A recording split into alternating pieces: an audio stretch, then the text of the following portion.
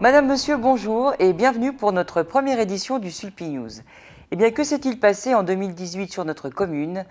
Nous allons le savoir tout de suite en regardant notre premier reportage sur les écoles, commenté par Joséphine. C'est avec un gros plan sur nos écoles que nous allons débuter cette édition spéciale. En effet, cette année, après concertation entre les parents, les enseignants et l'association des parents d'élèves, eh bien, à la rentrée 2018, nous avons repris le rythme de la semaine des 4 jours. D'importants travaux ont été faits dans les écoles avec l'insonorisation des classes, en partie financée par l'aide accordée par l'aéroport de Paris-Charles de Gaulle.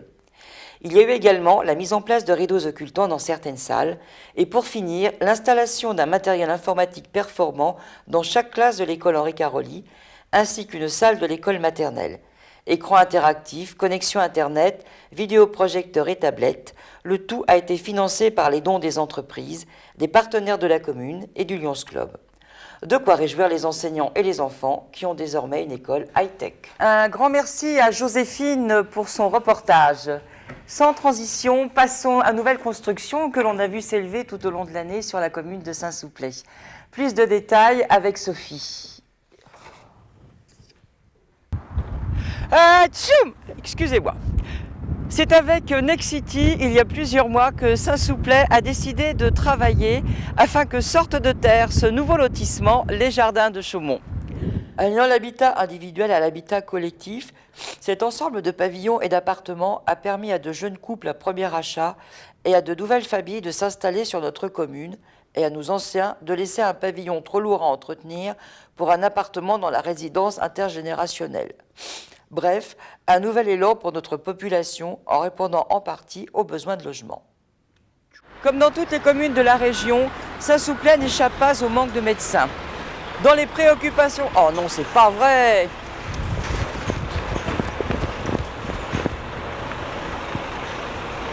Depuis longtemps, dans les préoccupations de l'équipe municipale, la maison de santé devenait une priorité absolue.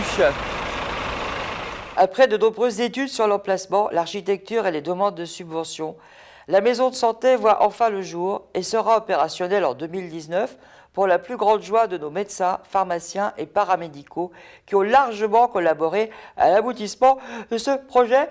Tchoum! Antenne dans 3 secondes. 3. Merci Sophie. Alors, effectivement, le logement et la santé sont deux sujets essentiels dans la vie d'une commune. Il ne reste pas moins qu'en dehors de tous ces bâtiments neufs, il faut entretenir l'existant, ce qui n'est pas toujours facile et qui est un travail dévolu à notre centre technique municipal. Eh bien, c'est un reportage que nous allons retrouver avec notre ami Roger. Toute l'année, le centre technique municipal est mis à rude épreuve avec l'entretien des espaces verts, la logistique des bâtiments, la voirie et encore bien d'autres interventions pour lesquelles nos services sont sollicités. Mais quelle satisfaction de voir les parterres fleuris dès le printemps et de pouvoir flâner dans un parc aux essences multiples. Ce sont également nos équipes qui ont remis en état les murs du gymnase à grands coups d'huile de coude. Rédactrice chef. Et oui, une bien belle équipe au service de la commune. Dans la série des travaux marquants, nous avons pu apprécier le lifting d'un des plus vieux édifices de Saint-Souplet, le château de Meulny, qui abrite la mairie depuis près de 50 ans. Et dans un tout autre genre, la remise en état du pas de tir à l'arc à l'extérieur, mise en œuvre et offert par la société PCME, ce qui a permis à nos Robins des Bois de l'AJS de s'adonner à leur sport favori en plein air. Passons maintenant à notre conseil municipal des jeunes qui a mis en place plusieurs actions sur 2018 avec un état des lieux de tous les jeux extérieurs pour enfants, ce qui a permis au centre technique municipal une remise en état, peinture sur les tags, réparation dans les parcs destinés aux enfants, sensibilisation à la propreté de notre village.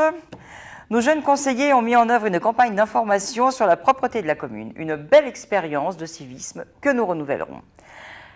Et dans la série Tout vient à point, à qui c'est attendre, des nouvelles de la Nationale 330 avec un reportage de Clotilde. C'est pas facile, c'est pas facile. C'est en septembre 2017 que les élus se sont mobilisés pour alerter les autorités compétentes sur l'état de délabrement de la nationale 330, sur laquelle circulent plus de 10 000 véhicules par jour et qui a été la cause de nombreux accidents mortels.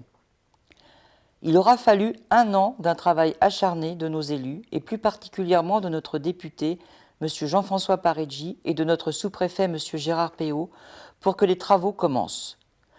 Nous espérons que cette remise en état permettra une circulation en toute sécurité, sinon attention à nos élus quand ils se fâchent.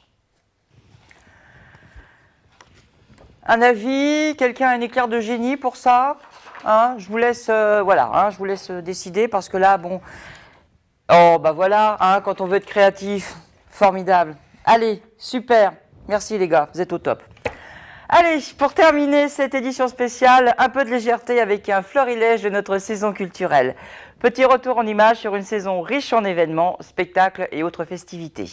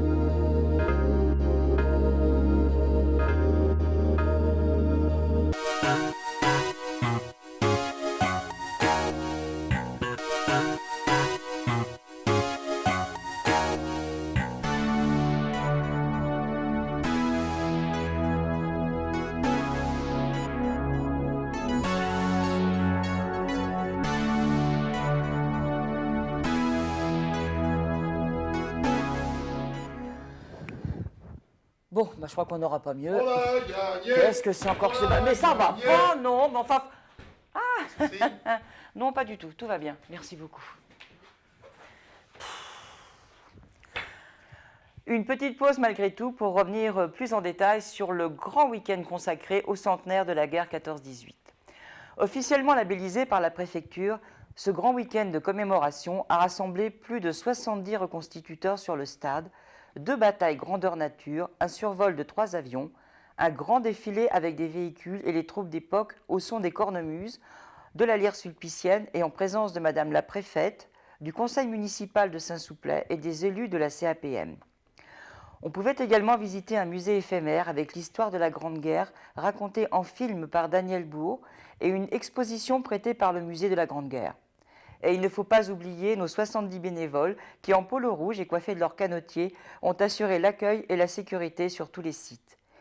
Malgré un temps très humide, nous avons accueilli 1700 visiteurs pendant tout le week-end. Alors merci à toutes celles et ceux qui étaient présents. Après ce petit détour dans l'histoire de France, je vous laisse apprécier la fin de la saison.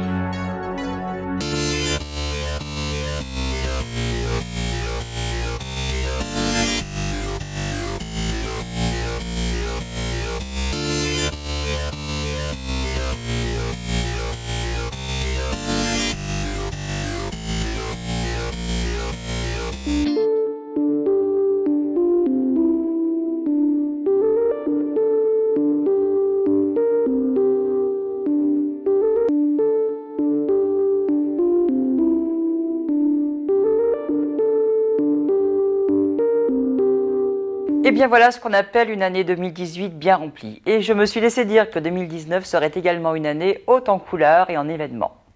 Et bien maintenant, il ne reste plus qu'à Monsieur Stéphane de Vauchel, maire de la commune, et à son conseil municipal, à vous présenter ses meilleurs vœux pour l'année 2019. Eh bien allez là, qu'est-ce que vous attendez ? Faut tout faire soi-même ici.